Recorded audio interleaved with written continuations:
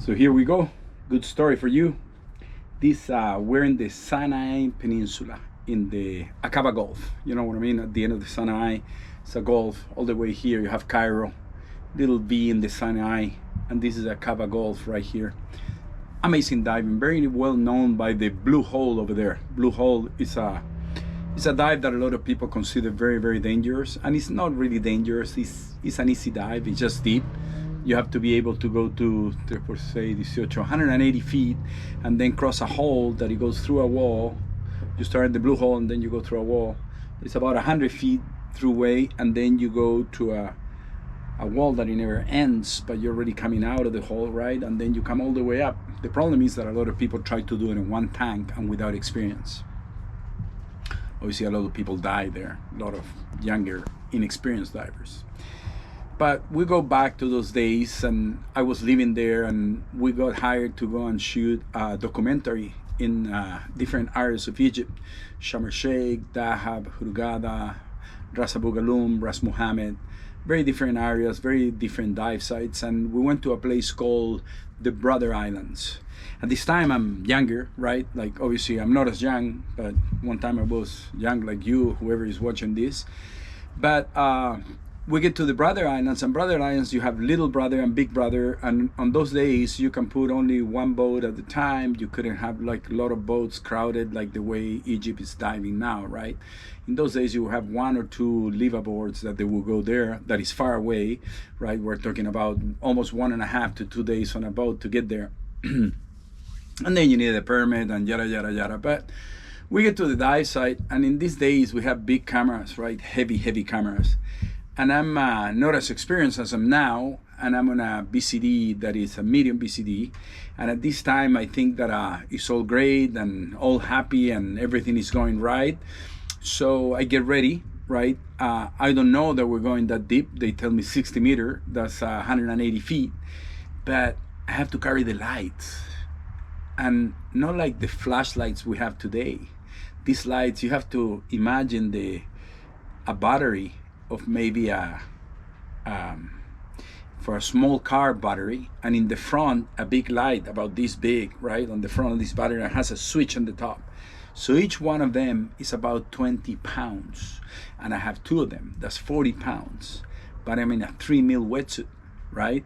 And Egypt, the water is very, very warm. So cameraman jumps in, the safety divers jump in because we're going very deep, but I'm only in air. I'm newbie, like I'm not an experienced diver. I'm a very good cameraman at this time. I'm still filming, that's why they hire me.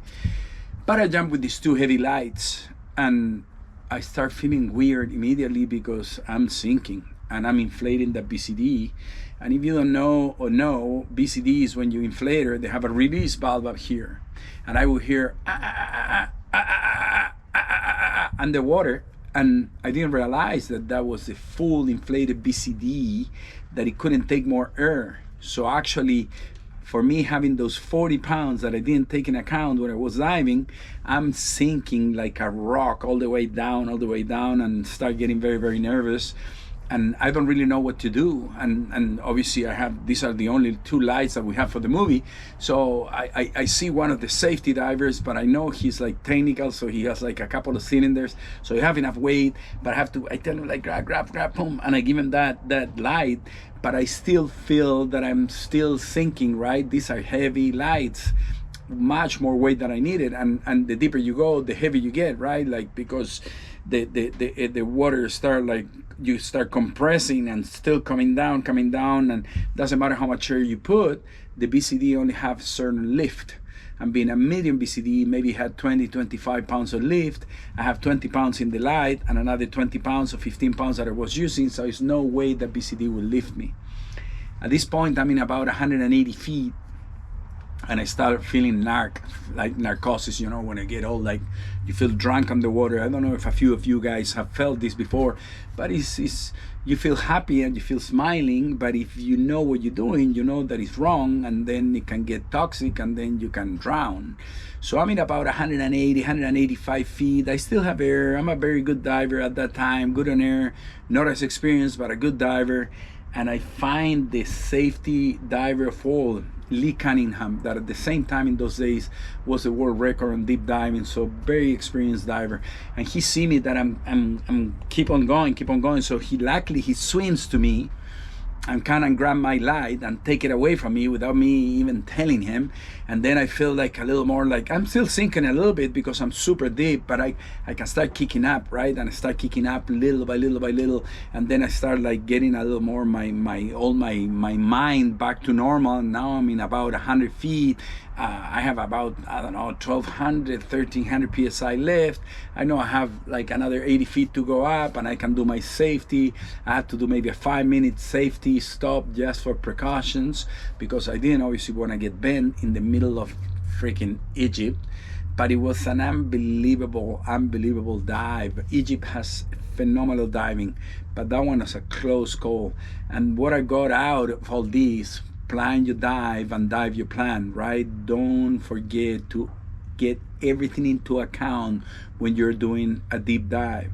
Check your weight, check how much your BCD can lift, check your level of diving, check how much lights, cameras. I know camera gear today is a lot lighter, but check all those things before you just jump in the water and do it the way I did it when I was a young rookie kid. There you go. That was a good story about Egypt. If you guys like it, please follow, comment if you want to learn about anything else. Hope you love it as much as we like it. Stay salty, my friends. Till next time.